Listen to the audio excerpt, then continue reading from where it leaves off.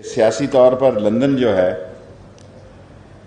London بھگوڑوں اور اشتہاریوں کی اماجگاہ بنتا جا رہا ہے۔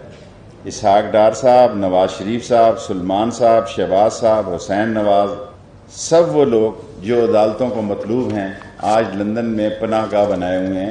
اس سال کے آخر تک شین اور نون والے الگ ہوں گے،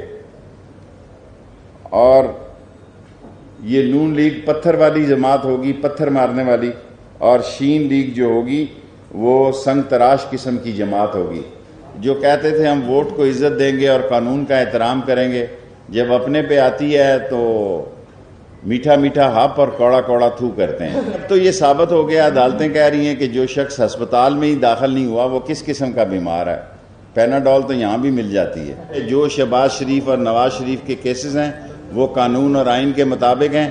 اب اصل مسئلہ یہ ہے کہ انہوں نے غلطی کی ہے، اب پچھتا رہے ہیں میں کیوں آیا۔